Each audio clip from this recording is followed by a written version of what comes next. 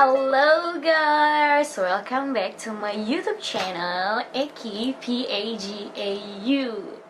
So, hari ini aku bakal bagi cerita soal pengalaman kuliah di Malaysia. Sebenarnya banyak sih yang nanyain, apalagi kemarin pas habis UAN, jadi sekitar bulan April Mei gitu. Jadi banyak yang nanya aku, kenapa sih kuliah di Malaysia? Apa bedanya kuliah di Indonesia sama di Malaysia? Nah, jadi kenapa sih aku kuliah di Malaysia sedangkan di Indonesia banyak banget, dan kebetulan waktu itu aku juga keterima SBMPTN di Indonesia, tapi kayak aku lebih memilih kuliah di Malaysia. Secara satu sebenarnya karena Malaysia itu deket dari Indonesia ya, kasarnya kita nggak perlu jauh-jauh traveling gitu kalau mau keluar negeri itu Malaysia, karena cuma kayak 1,5 jam kalau misalnya 1,5 jam, 1 jam 45 menit dari Jakarta. Nah kalau misalnya dari Balikpapan tempat aku tinggal itu kayak 2 jam 30 menit sampai ke 3 jam. Nah, that's why kayak aku lebih memilih kuliah di Malaysia karena itu lebih dekat. Jadi nggak jauh dan tiketnya murah.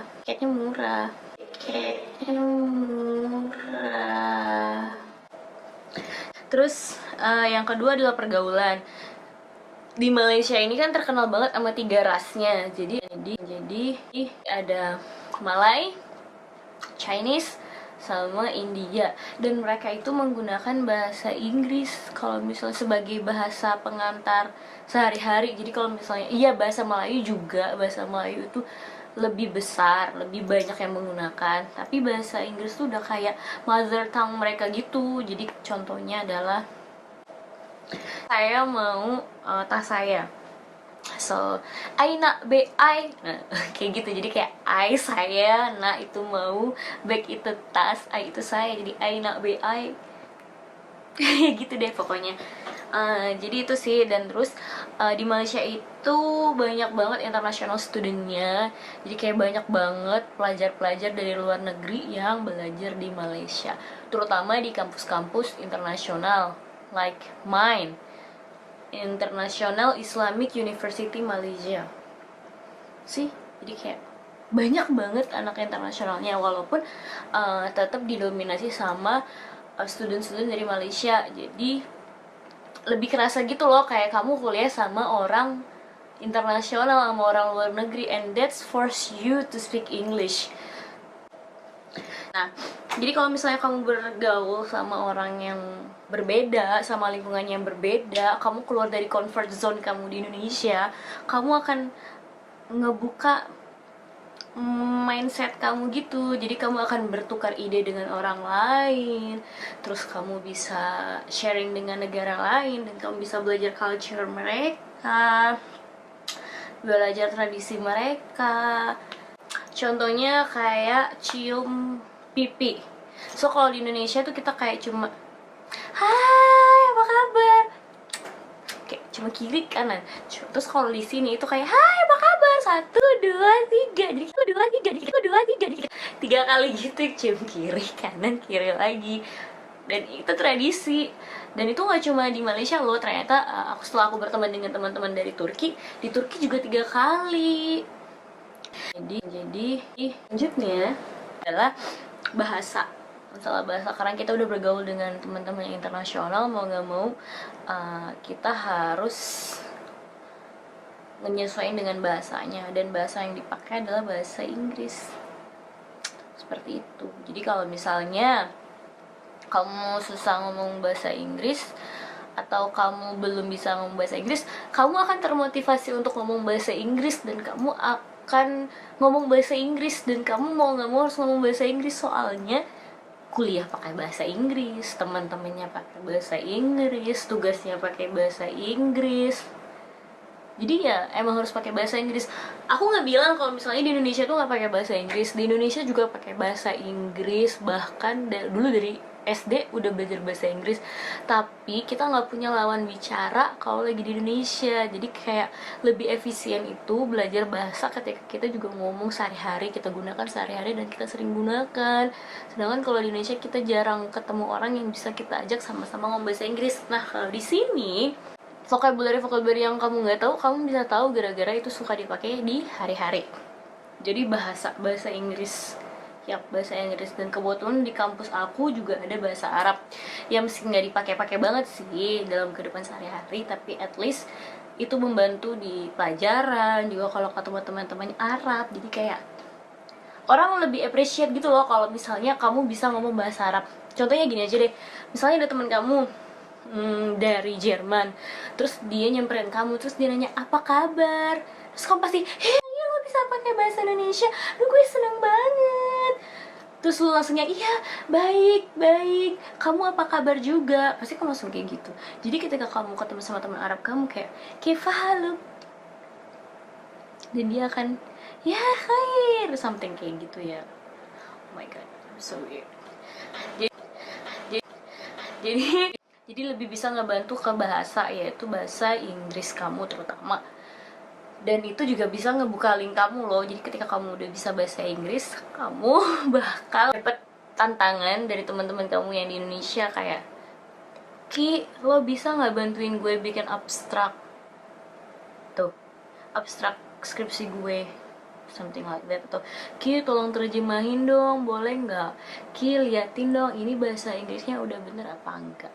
Dan itu bermanfaat banget buat lo, kayak kamu nggak cuma berguna buat diri kamu sendiri atau lingkungan di sekitar kamu, tapi kamu juga berguna buat teman-teman kamu yang ada di Indonesia. Selanjutnya kuliah di Malaysia itu susah kalau kamu mau sistem SKS. Ya pertama sebenarnya karena kuliah di Malaysia itu sebenarnya ini lebih ke kuliah di kampus aku ya, kuliah di AIUM. Kuliah di Malaysia itu nggak bisa SKS karena kamu bakal dapat tugas yang udah disebutin dari awal kamu masuk kuliah. Jadi kayak waktu kamu di awal-awal minggu pertama atau minggu kedua, kamu akan ditugasin suruh bikin esai apa aja deh, pokoknya esai. Terus yang kedua, kamu akan dibikinkan grup untuk bikin tugas mid semester atau tugas tengah semester atau tugas akhir semester, kayak final semester project, something like that, kayak gitu ya. Terus yang ketiga, kamu pasti akan presentasi di dalam kelas. Dan ujiannya ada 2. Pertama ujian mid semester, dan yang kedua ujian final semester. Jadi ada 5 hal yang ngebuat kamu susah untuk SKS. Jadi kayak mau nggak mau kamu akan belajar sih sebenarnya. Kalau emang belajar. Kenapa susah SKS? Karena satu, semua pelajaran itu dalam bahasa Inggris, dan kamu harus translate ke bahasa Indonesia lagi biar kamu paham. Terus kamu harus mentranslatekan ke dalam bahasa Inggris versi kamu lagi supaya kamu bisa ngejawab soal-soalnya. Jadi kayak kalau kamu mau sistem SKS itu bakal susah banget. Bisa banget sebenarnya, cuma akan lebih struggling kalau misalnya kamu pakai sistem SKS. Yang keempat itu, kuliah di Malaysia itu easy transportation. Jadi kayak kamu kemana-mana itu gampang. Karena apa? Public transportationnya itu memadahi. Public transportationnya itu ada di mana-mana dan gampang buat ditemukan, gampang buat dicari. Jadi kalau misalnya di dalam kampus sendiri kayak kita kendaraan umum, angkutan umum, public transportation, angkutan umum tuh masuk. Jadi kayak bus itu masuk dalam kampus dan bisa bawa kita ke LRT atau monorail atau tempat kereta. Nah, jadi kayak ke stasiun kereta. Jadi kayak itu bener-bener ngebantu. Jadi kamu kayak akses kendaraan umumnya itu banyak dan ada di mana-mana. Easy transportation banget, dan itu oke lah kalau untuk harga kayak RM1 untuk bus sampai ke stasiun kereta api. Dan kuliah di Malaysia itu juga enaknya adalah strategis.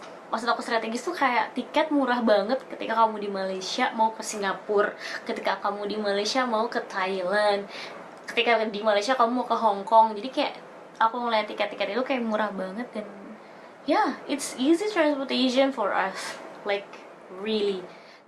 Alright, I think that's all from me. Jadi kenapa aku memilih kuliah di Malaysia? Karena masalah geografis yang strategis, kemudian pergaulan di sini, bahasa di sini, terus pembelajaran di sini, dan juga easy transportation atau public transportation yang ada di Malaysia. So, itu adalah alasan-alasan kuliah di Malaysia. Jadi kalau misalnya teman-teman ada poin-poin lain tentang perbedaan kuliah di Malaysia dan Indonesia, atau teman-teman yang pengen tahu gimana kuliah di Malaysia lebih lanjut, jadi bisa aja komen di kolom komen aku, nanti aku akan coba buat ngejawab. Dan kalau misalnya poin-poin yang aku sebutin itu masih kurang, teman-teman pengen nambahin, silakan nge-share di komen aku. Jadi biar teman-teman yang pengen kuliah di Malaysia juga punya referensi buat dia kuliah. I think that's all from me. So thank you very much for watching my YouTube channel. So semoga ini bisa menginspirasi kamu tentang perkuliahan di luar negeri, di negeri jiran, di Malaysia yang dekat dari Indonesia. So don't forget to like, comment, and subscribe my YouTube channel and keep outstanding. Dadah.